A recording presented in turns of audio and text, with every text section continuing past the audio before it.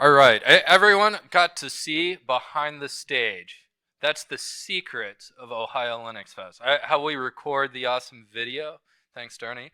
Welcome to the 17th Ohio Linux Fest.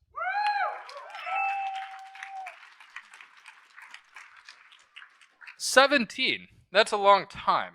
That's not old enough to drink, but if you have a child, 17, that's where you might start to reflect on your own age. My daughter is 5, and I'm starting to reflect on my age, if that says anything. So imagine that for 17 if you don't have kids yourself. 17 years. And we do this for you. It's really all about the community.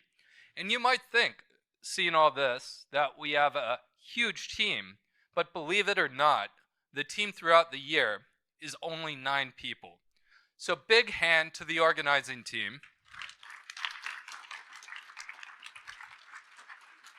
In addition to that, during the event, we have 7 volunteers. This year, that number goes up and down depending on the year. The volunteers are super important. But as you might imagine, with something that has been happening for 17 years, many people have been doing it for a long time. What happens when somebody does something for a long time? They might get tired of it.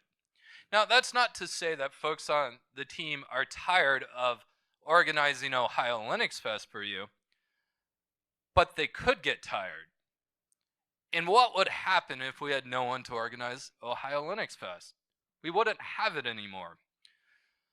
So this is my urge to you to consider volunteering, not only the day of, as many of you do, and we appreciate all 7 who have volunteered for this weekend and the many who have for years past. So big thanks to all our volunteers, past and present.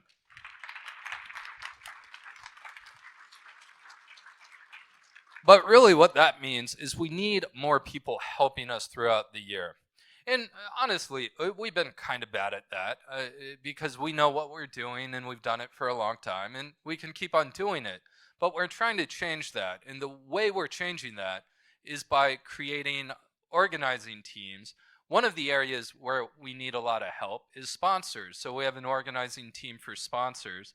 And Rob, our sponsor chair, who isn't in the room right now because he's over in the expo getting it ready for all of you. Talk to Rob. Talk to me. Really, anyone in a yellow shirt, especially me. Sponsor chair, talk to Rob if you want to help with sponsors. If you'd like to help with our professional training, OLFI, we're looking for help there as well. Just organizing it, not giving it. So the lift, it's not quite as heavy as, say, preparing professional training content, which we appreciate all of our trainers who do that. So we have a couple specific areas where we really need help. But generally, if you're able to help and willing to help and commit and follow through, that third thing is the most important part. Because if you say you help, you will help, and then we spend time trying to work with you, that's taking time away from work we'd be doing to organize the conference if you don't help. So the most important part is if you raise your hand, and I know you will because you're all good people, not now rhetorically, but later. When we follow up and ask for help again, you're responsive and engage. And that's how we will have Ohio Linux Fest for another 17 years to come. So we're asking for volunteers, more organizers throughout the year.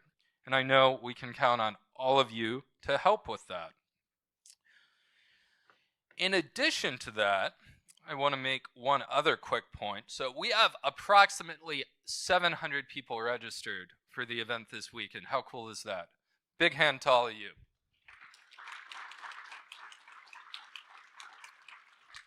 So a big part of Linux Fest is the community, making it accessible to all in all circumstances of life. That's a big part of our values.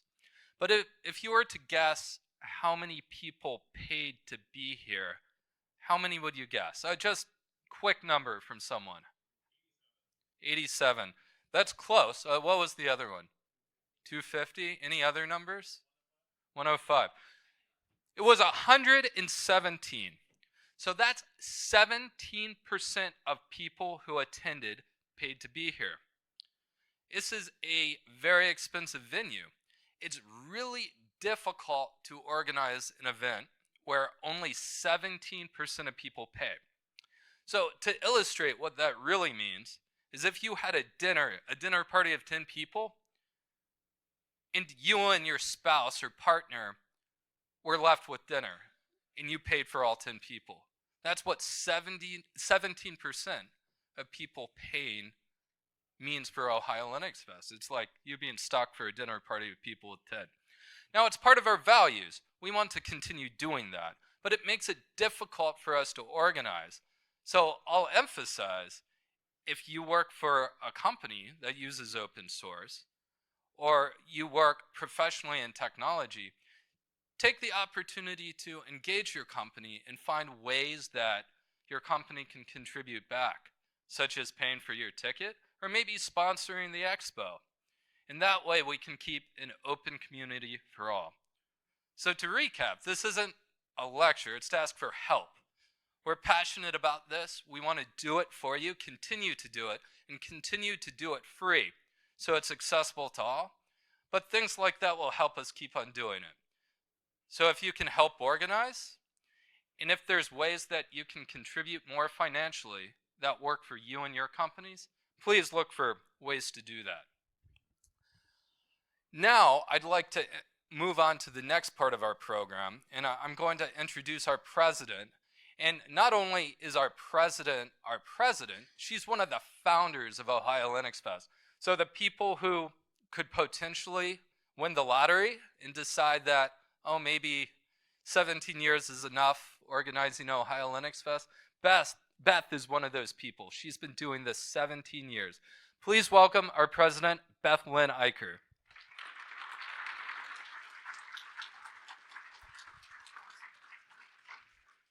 Thanks, Warren. Yes, it really has been 17 years. Looking at all your fine, smiling faces, how has OLF been to you?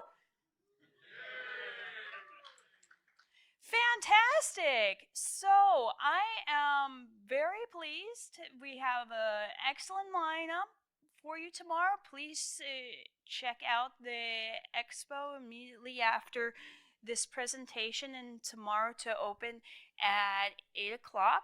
I really hope that you can join us this evening. We've got a taco bar happy hour sponsored by Tech Systems. So excited to be able to provide that to all of you. These are parts of the things that I'm really excited to be able to provide to you at no cost. So please be generous with your time with our sponsors as well. Listen to them and engage with them in the expo tonight and tomorrow as well. Fantastic. As I mentioned sponsors, we have the Linux Foundation has generously sponsored our coffee for tomorrow. So please definitely check out the expo because that's where the coffee will be served. Outstanding. So I'd like to call up to the stage another fine representative from the Linux Foundation, John Mertic. John Mertic is involved in a new offshoot of the Linux Foundation called the Academy Software Foundation to really bring together all the open source tools that are being used in the motion picture industry today. So John Mertic, open source in the motion picture industry, John Mertic.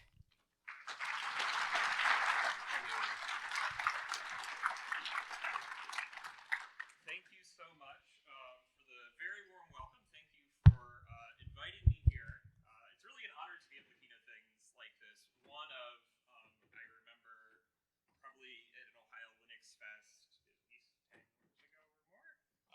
I was out here in the audience watching some really great speakers, learning about great technology, and it's enabled so much of my career to be able to be in service of some of these great communities and helping them thrive. So it's really fantastic, and it's great to see events like this just continuing to flow on. I mean, this is the lifeblood of open source right here, is these local events, these regional events that bring together enthusiasts, technologists, everybody in open source together to be able to meet and mingle. I was fortunate enough to be at Open Source Summit Europe earlier this week, which if I go off track, it's because I'm probably a little bit jet lagged still from it because I got home late last night. But it's a really great just to see these communities coming together. Like, that is just when the innovation starts to happen. I'm also lucky that my son Yimbai joining. My whole family's here, but he's the one who wanted to come see his dad speak, so hopefully I don't let him down.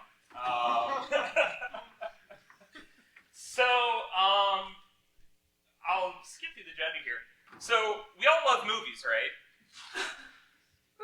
What are the movies we all love? What sort of common thread do they have all in them? CGI. Yeah, they all have visual effects. And if you look at all of these movies up on there, every single one of them has visual effects in them. And if you actually keep expanding this list out, like if you get to the top 100 grossing movies of all time, they all have visual effects. Like, this is something that's a very common thread between the movies that we love. Okay, fun fact trivia for the audience. How you have to go down to 140 to find a movie that does not have visual effects in it. Anybody know what that movie is? No. It's more recent than that. It's not that old. Star Wars. Well, no. No, oh, come on. No? Well, they're not up at the high grossing end. This is by grossing. No, it's not paranormal. It is, I don't know if we have any ABBA fans in the audience. Mamma Mia, that's right. Mamma Mia. We all love musicals, I guess, right? But no, visual effects, powers, visual effects is a key part, and these are the movies that we love, is that it has all of this. And I got a short video here that kind of digs into a little bit of that behind the scenes.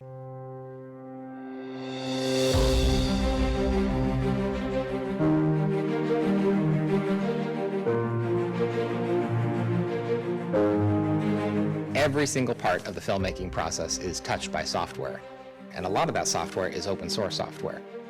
The Academy Software Foundation exists to provide a great home for open source projects that we as an industry use every day.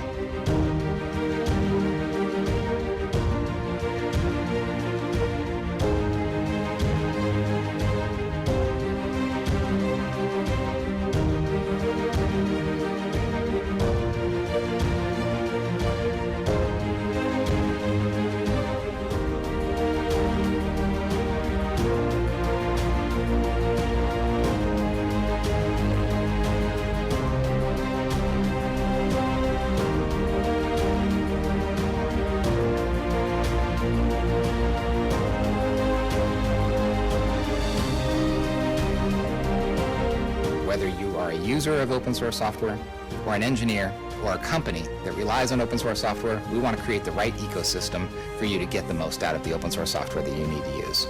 Find us at aswf.io and join the mailing list and see how you can get involved. The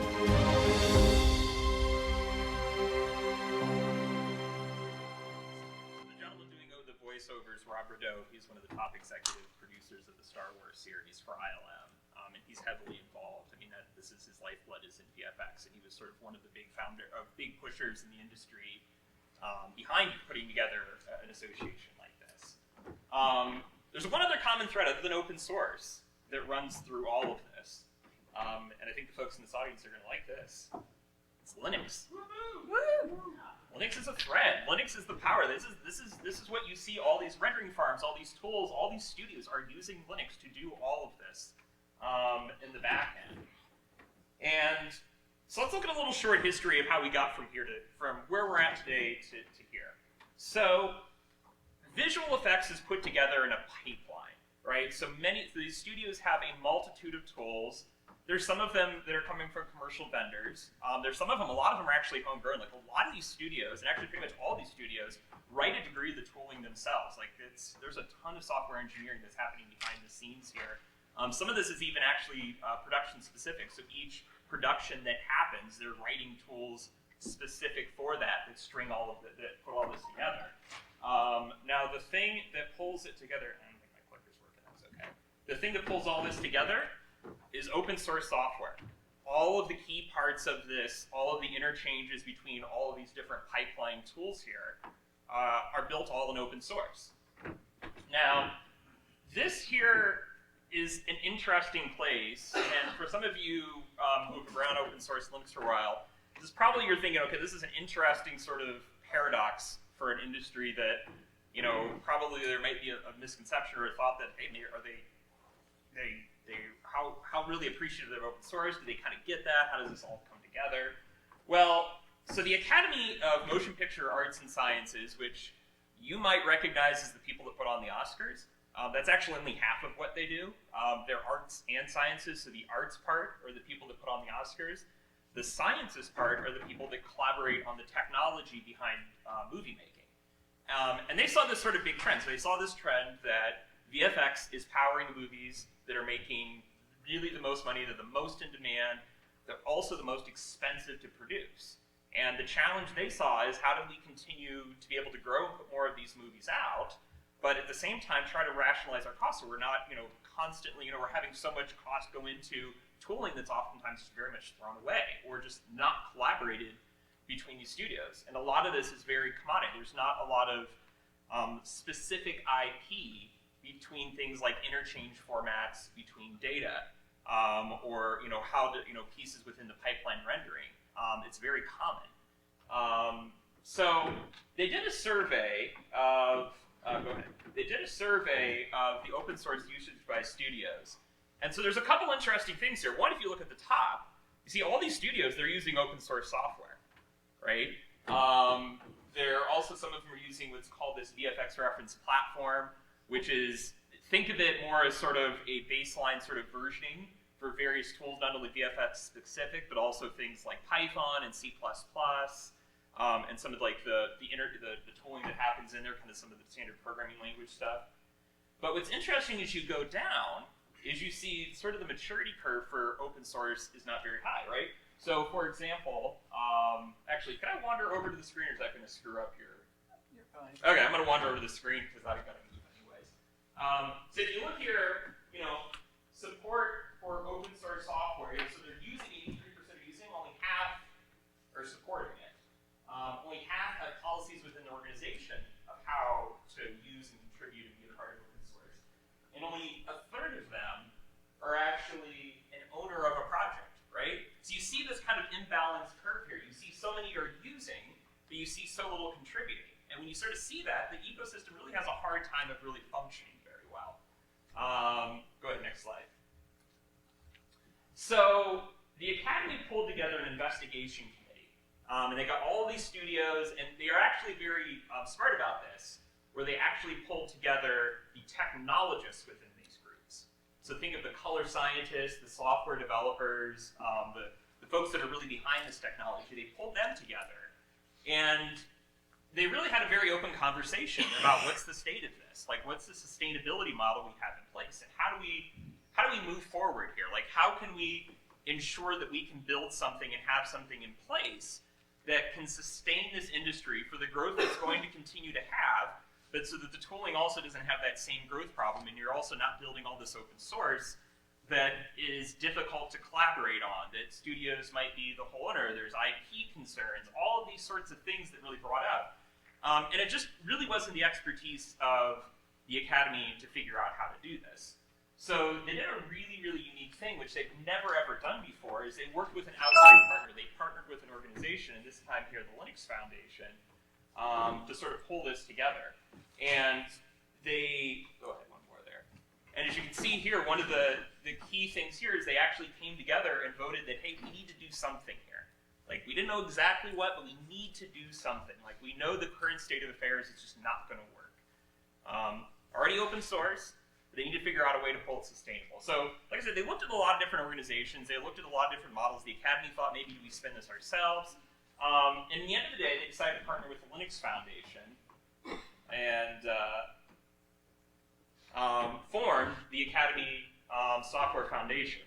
Now, like I said, there's two really unique things really about this. one of, first of just an organization like this coming together, and all of these studios, many of them are very much in competition with each other, coming together to form a singular foundation.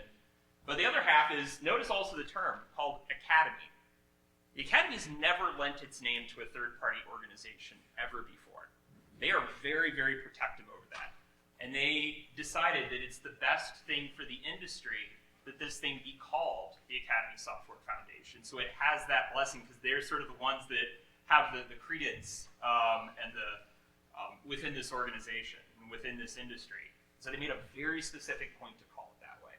So this was formed, and this was about a little over a year ago, and it brought together an amazing group of organizations really across the industry, and even across the software industry. So you have your big studios there. You have actually Disney, Blue Sky, who's actually now a part of Disney, DreamWorks, Epic is part of the Unreal Engine there, Netflix, because they're getting a ton into production, right?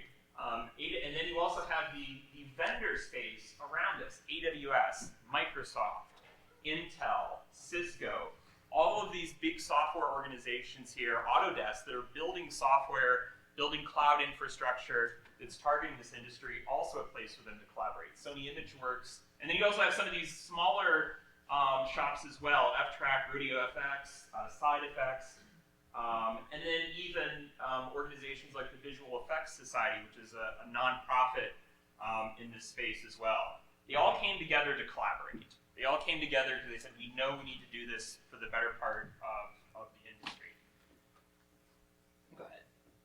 So, what's the mission? Why are they all together? Next slide. So, it's formed to help provide a neutral form for this open source to pull together and share resources in collaboration. And it seems always kind of funny when you say, okay, we need a neutral entity to hone it, but it's a really, really important thing in open source. Because if you have one company that owns all of the open source, there's that tension of them sort of being the main player in the room and everyone having to defer to them. You have all of these companies having equal stakes, equal opportunities, no one organization owning it.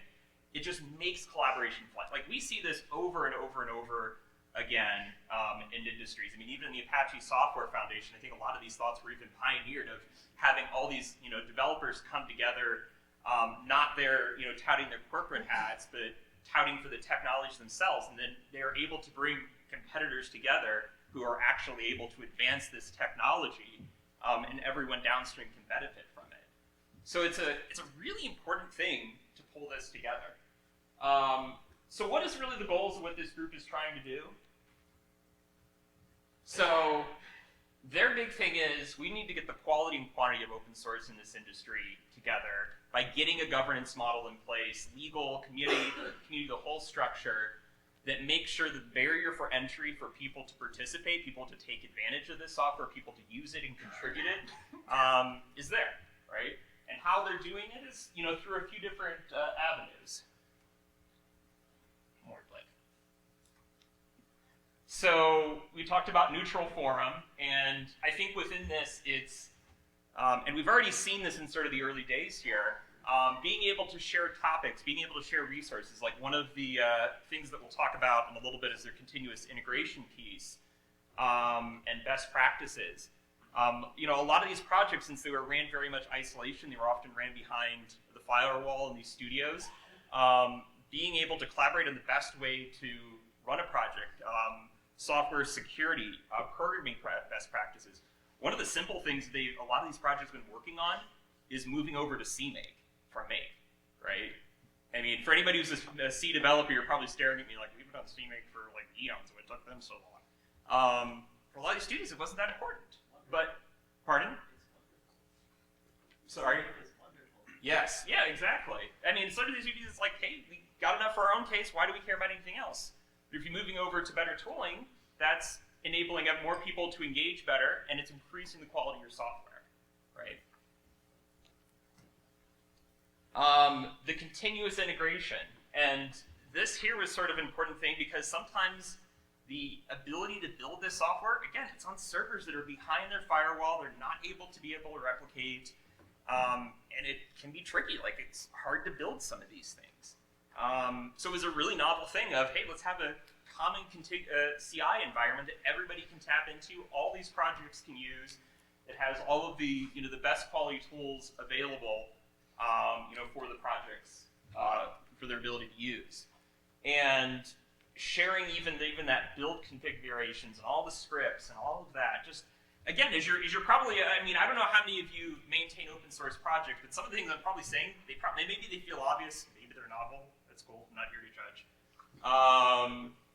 But again, a lot of these things this industry just did not have. They didn't have a lot of these practices because, again, they were writing things that their own company needed to use, and they really weren't too concerned with the larger picture. Another is the path for individuals and organizations to participate. There's some of these projects here that if you were at DreamWorks and you were contributing to OpenVDB and you left DreamWorks, you might not be able to contribute to that project anymore because of the complexities of the legal framework for participating and all of that. Like, that's a real thing. It was a real challenge for some of these folks. And it's sort of, I guess if we look at the larger tech world, a lot of people shift around between careers. In the movie industry, like, it happens constantly because literally people will get hired on for a production. At the end of that production, they have a big party, they all give each other high fives, and everyone moves on to the next job. And they all switch around companies. So there's so much of these people that move around in this industry between organizations constantly, and it made it difficult to have a lot of continuity in the contributions that were coming through. And then better consistent licensing and a standard template. And I think this is something, at least from Linux Foundation perspective, we spent a ton of time on. Just because there was so much that this industry was sort of really wrestling with between IP, intellectual property and open source. And we're still working through a lot of it, but it's a lot of just sort of understanding where they're coming from and what are their concerns. But the bigger picture is we want to make sure these people are all driven to standard licenses, OSI licenses, standard contribution policies, and things that are low barriers to entry and don't have complexity. So organizations, not just in the industry, but outside the industry, can engage, contribute, and use this software. Yes? Didn't a lot of the beginnings of some of these things, like RenderMan and Render Farm, they were proprietary at first. They were not open source. Exactly. So they had to pivot between a proprietary license to an open source license? A lot of these organizations have open sourced things that were proprietary. Yeah. RenderMan, I think, RenderMan is probably one of the ones, they're not hosted by us, but they're in the kind of the larger realm. But OpenQ is a good example, which was open sourced by Google and Sony Pictures ImageWorks, which was a proprietary product. Google was involved very early on, so it kind of really helped them kind of get in a good licensing scheme. But even projects have been open for a long time. We'll talk about OpenEXR as one of them. OpenEXR has been around since, it's been around since the early aughts, probably even older than that. And it even was running through, as we're going through licensing software to help them, there was some interesting challenges within there. So what are the names up there on your members list that just push me back? Autodesk. Yes. Yeah. They hated Linux for 30 years. So We'll talk about some of the contributions they're making, but they're contributing pretty heavily. One for AutoCAD. Well, I say what a lot of people poke out at certain organizations and their antagonistic attitudes in certain other communities. I'm like, you know what? You got to start somewhere. And some of these folks, you start a little and they learn it's safe. This benefits me.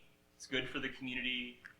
I'm turning out better product, and then it sort of grows from there. Do you have any educational, government, or charitable support outside of movie studios? From the charitable standpoint, they're all kind of folks within the industry. So, like the Visual Effects Society is sort of one in there. We don't have as much universities engaged, but I think that's a growing area that they're interested, because I think we'll sort of talk about this. One of the big challenges this industry has is people don't realize there's software development jobs. in the movie industry. And they want to start getting partnerships a little bit earlier on, just in the same way that like data science and other areas of technologies have already built some of those partnerships, so they can help get people into this career line. In government, do you have any like grant or any funding, like any government? Not from any government entities, no. Good. Some people have to realize that some of these older companies, in their source code, they've made licensing agreements with other companies that they can't break. Yeah. They can't expose their source code because it's exposing the source code of these other companies.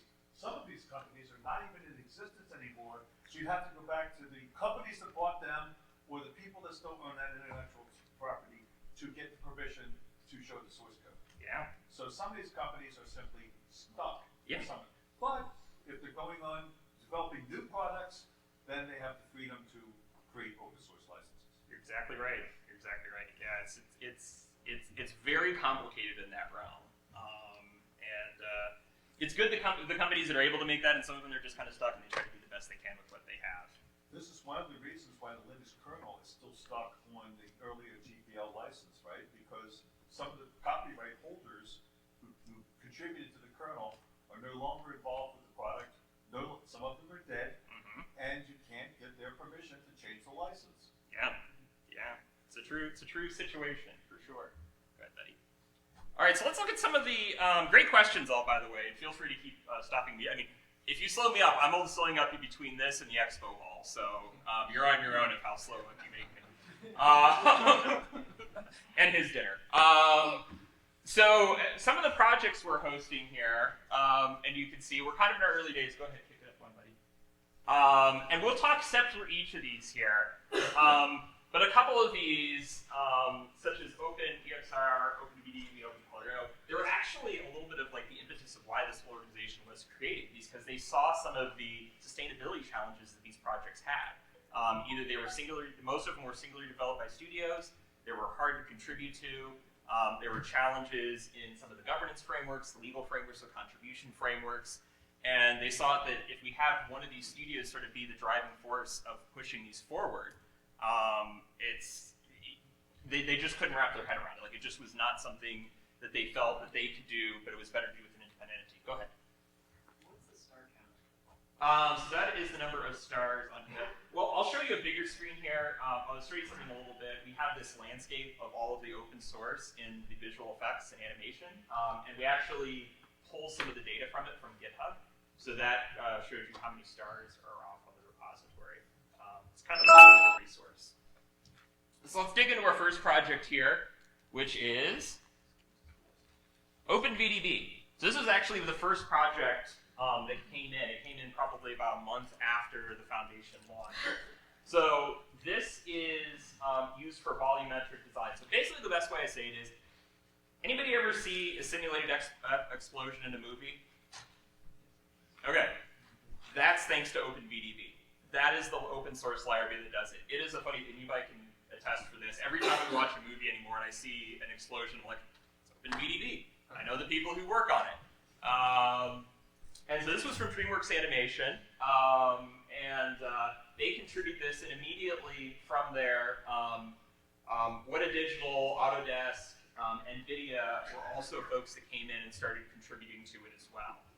And they've actually made a pretty good chart. So here's sort of the chart at the bottom here, sort of the GitHub commits, and you can see here we'll have this little line here of when it came over, so you can see kind of a couple blips in there, but mostly a flat project. All of a sudden, once it comes in, the contributions start happening. People start getting really excited about it. And like I said, it was the first project to also graduate, which to give you a sense of what we mean by there, we have a life cycle for projects that come in. The TAC has established that, and it has really 3 stages. Incubation, which new projects come in, and they kind of don't have all their stuff together, but they're figuring it out, so they're getting a lot of their security policies in place. They're getting their contributions policies in place. They use the Core Infrastructure Initiative's Best Practice Badge. All of our projects earn that as a part of it. If it's something you're not familiar with, you should check it out for your project as well. It's a great tool for helping assess sort of the health and the best practices of open source software and open source projects, such that you're able to respond to security issues and things like that in the most appropriate way and the most timely way. And it's also a good badge for the open source you're using to know, hey, is this being maintained in a sustainable way? If I see that badge, I know these people are thinking about that, which is, so we require that, so all the projects in the Academy Software Foundation have achieved that in order to graduate. So that's OpenVDB. So next we have on the list here, OpenColor.io. So this is used for color matching and color sort of transition here. So you can see some of the rendering pieces within there. So really, any of the movies where you see color transforms happening or color matching that happens from animation through here, this is all done through a library called OpenColor.io. This came from Sony Pictures ImageWorks. This project here really was sort of interesting because, again, it was sort of an internal project for Sony, and the community sort of got to a point, Sony kind of got to a point with it where, like, does all the work we need to do, we're not going to really expand too much of it. But the community itself that was starting to use it, they really said we would like to do more with it. And so there was a little bit of this tug of war, and as opposed to going into a fork range, they decided, okay, let's bring this into the Academy Software Foundation. And immediately when that starts coming in, Autodesk, who we were talking about before, they became a huge contributor to this, and they've actually brought some of their proprietary technology into this project. Obviously, Sony Picture ImageWorks has been in there. ILM, Industrial Light and Magic Lucasfilms, they got involved and moved into the project over to CMake. And again, another project here, if you look at the early on graphs, you see that often with projects, they're kind of really getting a lot of commits in, and then you can see everything kind of just slowed to a halt here. And then they came in early 2019, and we're already starting to see the blips of action coming up. So not quite as crazy as OpenVDB, but still, we're starting to see more people come in. We're starting to see this technology become in higher use and higher contributions as well. So next one, OpenEXR. This has been a project along for eons. Like the EXR image format has been used a ton. It is really, again, one of the sort of the backbones of the movies. This actually, the technology originally came here, or was contributed from Lucasfilm. And again, they were another project. They really didn't have a great technical structure and governance structure of how to get things going. They had a lot of security issues out there, and a lot of this was, there was a lot of CVEs out there. They spent a ton of time going through, cleaning those up, seeing if they're even valid anymore. They had just kind of a lot of cruft in the repository that, as we were doing license scans, we kind of found a lot of like weirdly licensed things that we wanted to clean up. So, or make sure that they clean up because, if you're downloading something and it says it's under a BSD 3 clause license, you really want to make sure that what I'm getting is all BSD 3 clause. And if I'm not getting something under it, I should understand why. And so they had some things with that. Another project that is quite old was on Make, moved to CMake. Another project here that moved over to an actual continuous integration system, which they really even weren't using one before. So, that not only is nightly built, that's also static code analysis, testing analysis, all of those things, so that as they're building it, they're getting quality software out of the time, and all of that's done out in the open.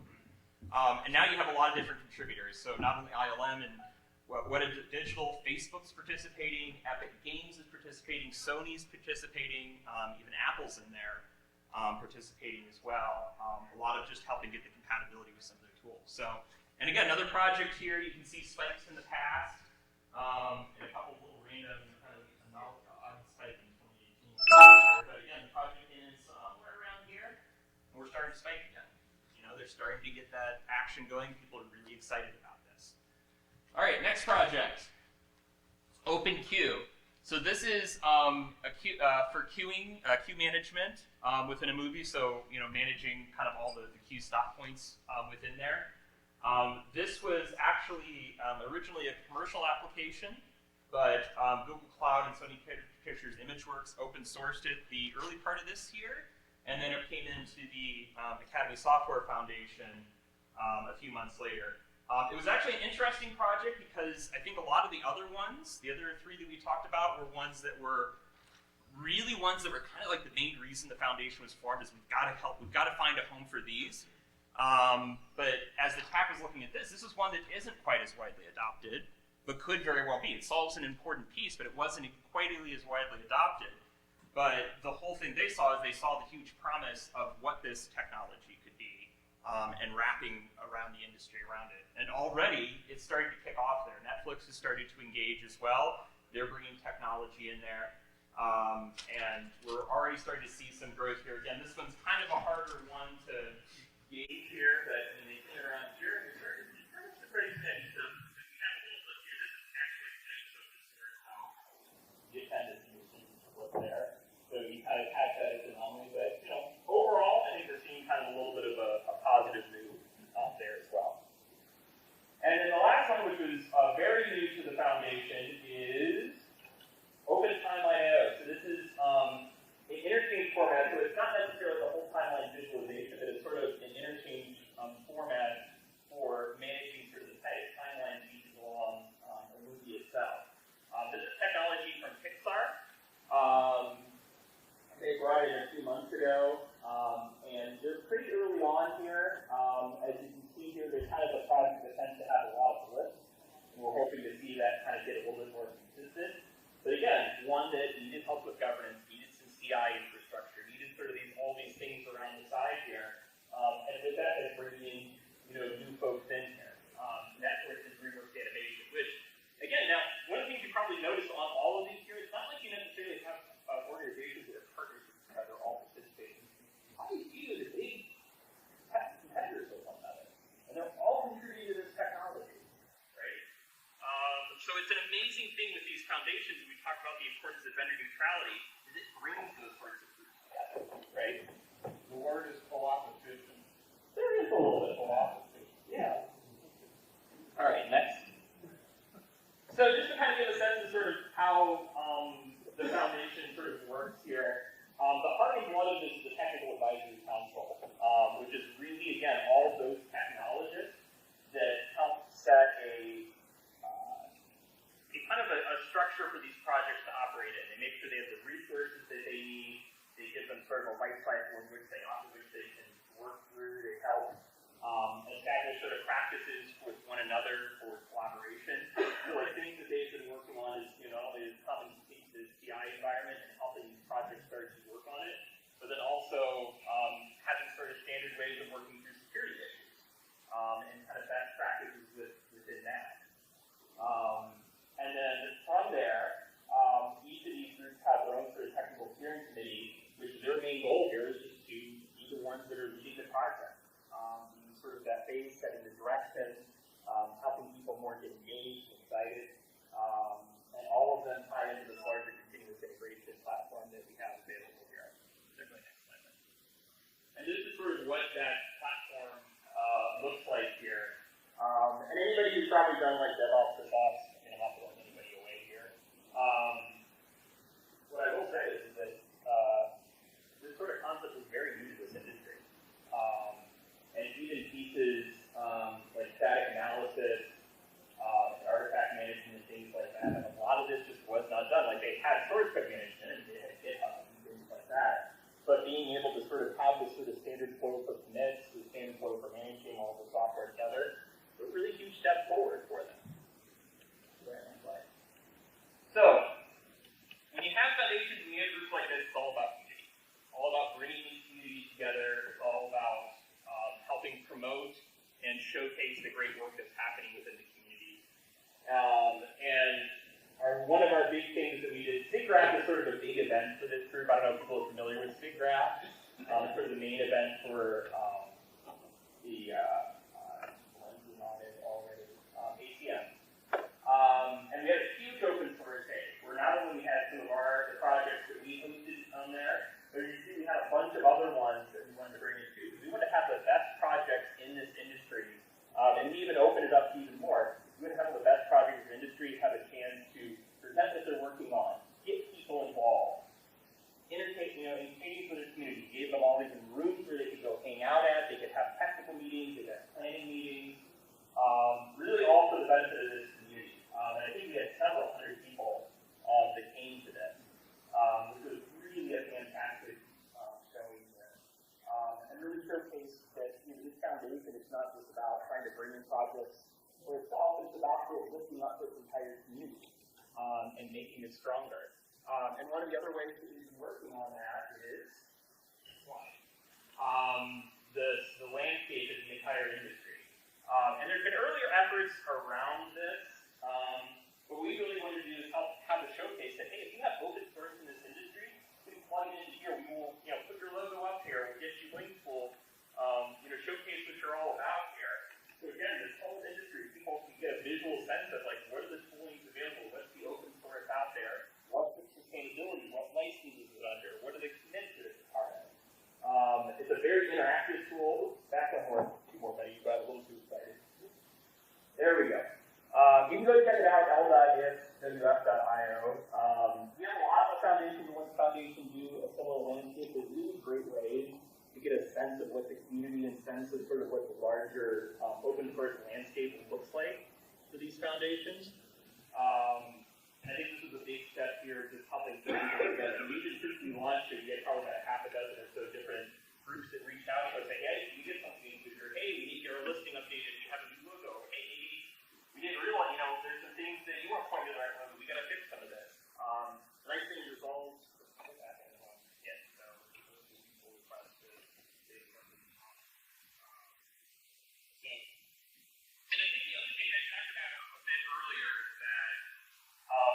A lot of people don't realize there are software engineering jobs in the motion picture industry. So one of the big things that we did was, let's start putting these people up front. So with that, we started a behind-the-scenes series where we would go interview people and say, what's it like to work in this industry? What are you working on? What got you excited to be a part of it? Kind of really putting a personal face on it. And if you can take a look at stuff on the website, on the blog, under the developer showcase, and you see a whole bunch of different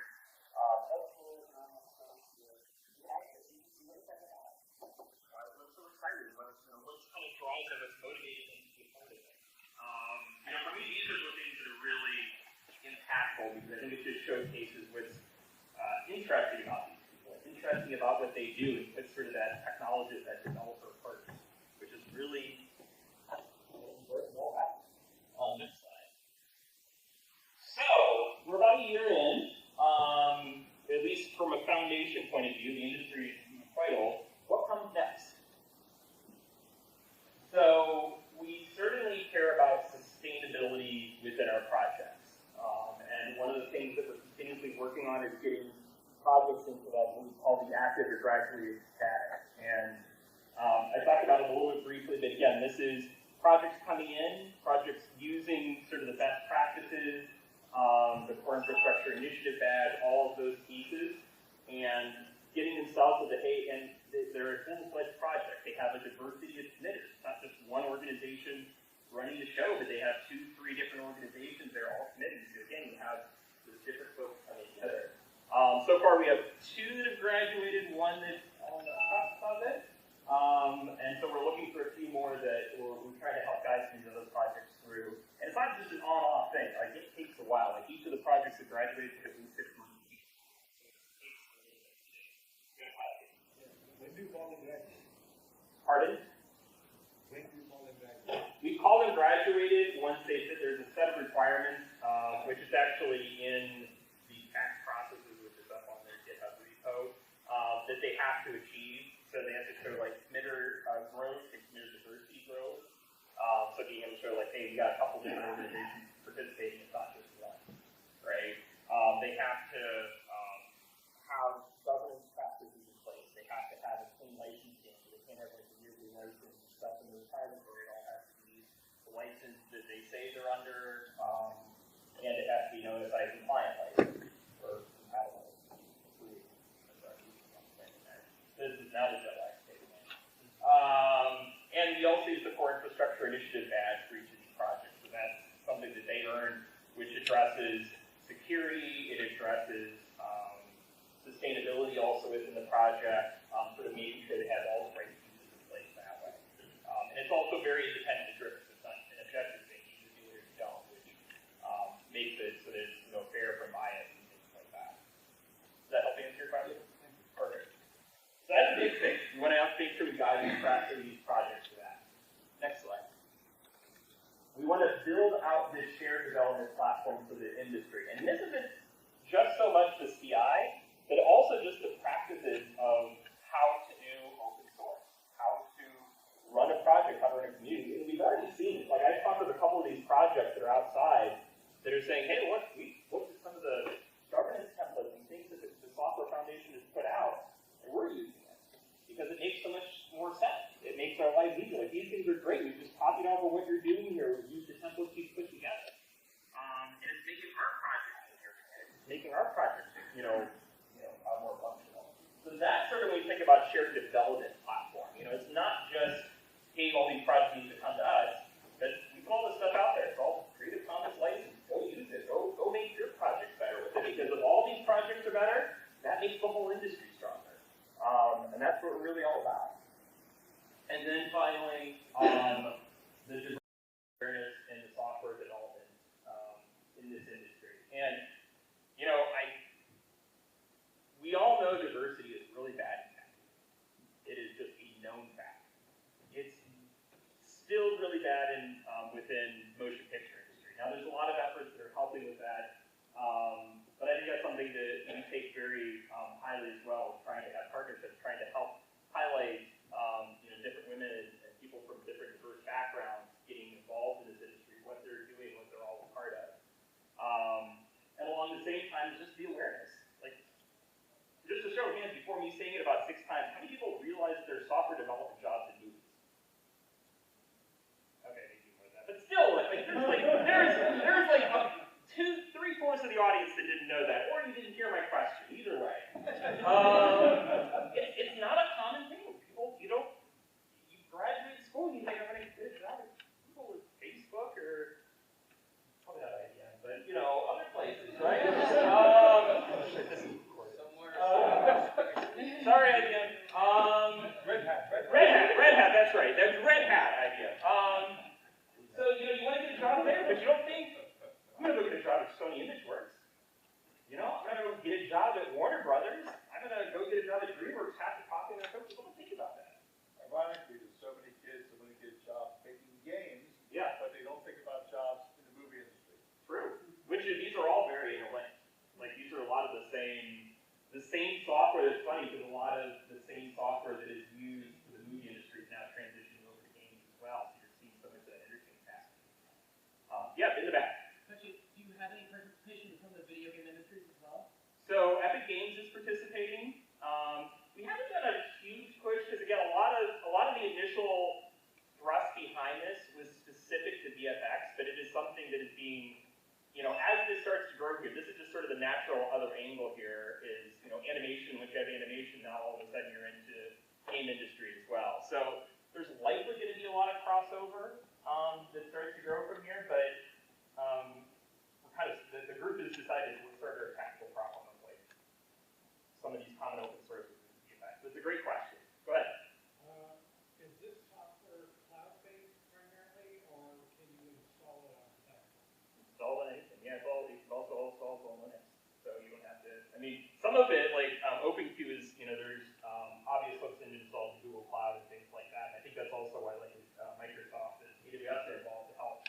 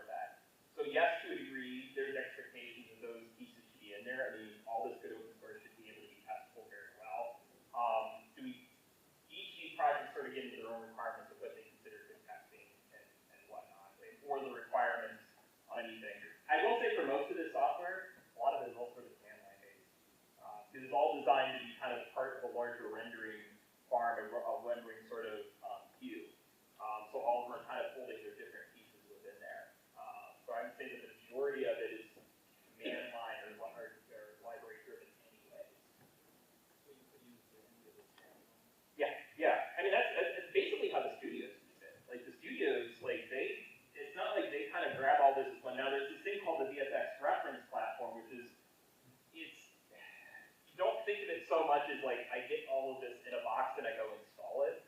It's more of, here's all the common tools that we all use. Let's try to agree on all of the versions so that we know these versions can interoperate properly, and it even expands out to things like, what version of GCC are you using, what version of Python are you using, sort of all those sort of other ancillary bits that are all part of this. But it's the whole idea is that if I'm using all these things in the same versions, they ought to also work together. Does that help answer your question? Yeah, I was worried that it would be something like Unreal Engine or something like that. You would have to install the whole thing and then something vendor locked in. Well, I don't know for Unreal Engine. I can't speak for how all that fits together. But for these projects here, they're all designed that you can plug in the pieces that you need here. Because again, that's how most of the studios use it. Like the pieces of software that they need to use, and it's designed to be kind of part of a larger larger sort of VFX table. Would you use Python to like glue it all together, or scripting? There's a lot of it scripting. A lot of these are these tools here. A lot of these are C++ tools that are major pieces of it. Each one is major. I would say probably a lot of these projects you're seeing here are mostly all C++ written, and then there's Python and other scripting that might be some of like the ancillary, like specific things that studios might use to kind of pull different pieces together.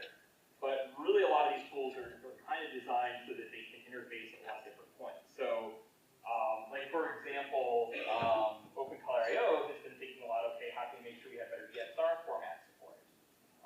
So they've tried to help build some of the bridges of things within there.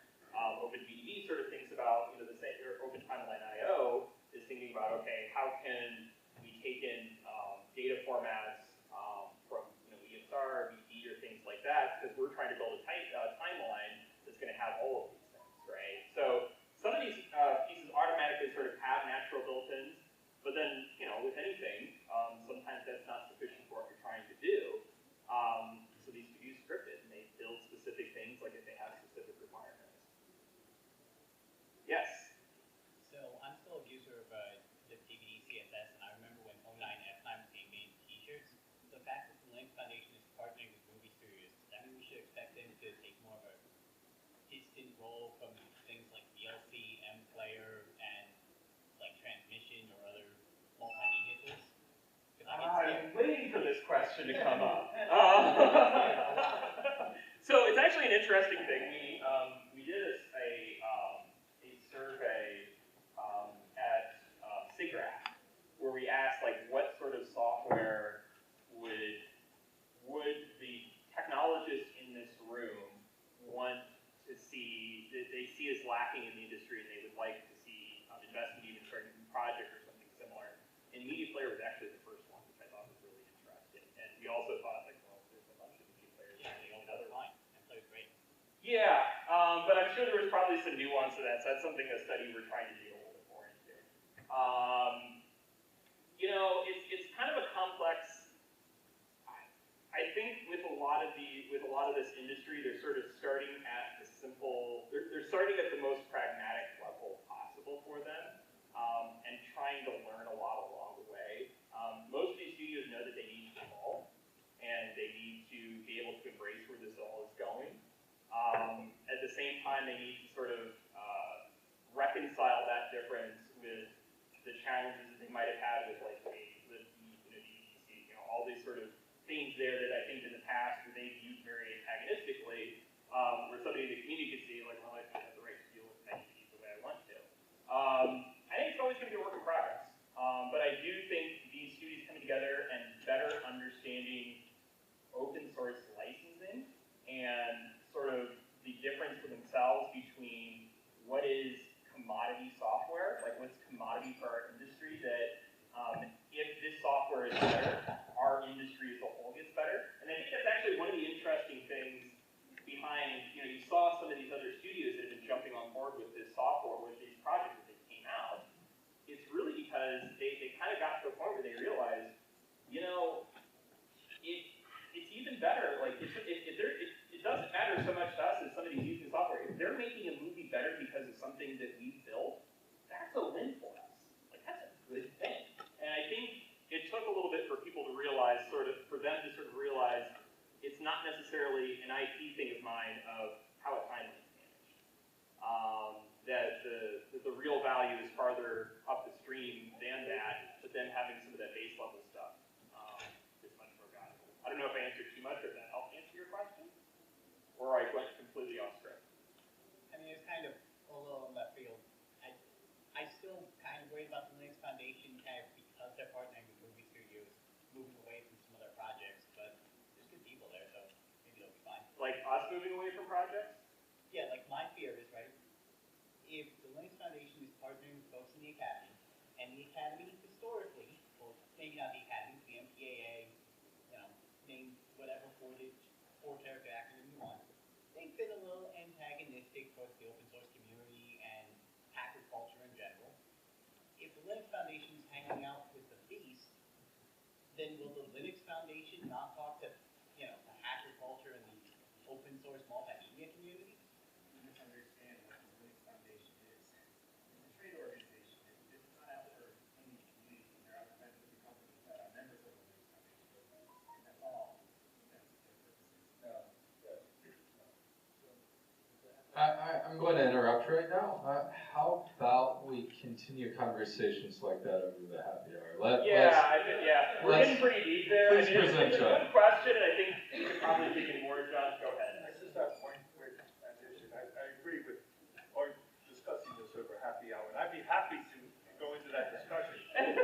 But I just wanted to point out that in 1994 was the creation of Beowulf systems that later became high-performance computing systems. In November of 1995 was the first distribution, 64-bit distribution of Linux on the Alpha. In 1997, the third most grossing film of all time, which you didn't highlight in yellow, was created by Digital Domain using Linux as the render farm. It was the Titanic. So that's how long this has been. That's how forward-looking the movie industry was in 1997, using technology that was only out for, and remember, the film released in 1997, which meant they started rendering almost as soon as Red Hat came out with the 64-bit release. Good point. The highlighting, I think, only had one since 2009, which I think you were trying to point out, but it's a good point. It's a very good point. Yeah. It wasn't a list. I just was a highlight, so I think you only highlighted This was the third most grossing film of all time. I know. All things to Linux. So, all right, do I have another slide, Amy? You have a couple more. All right, well, it's about certain because people really want to go do their thing. Oh, how to participate. Okay, this is the last one. Great. So if you're interested in this, if open source in the movies, open source is interesting, go check out swf.io community. You can find links to mailing lists, GitHub, the whole 9 yards. If your organization is, really benefits from this, or whatever, there's also ways to organizations participate, and keep track of us on social, Twitter, LinkedIn. Thank you all for the lively discussion. Very good, thank you. Thanks so much, John. Big hand for his little helper.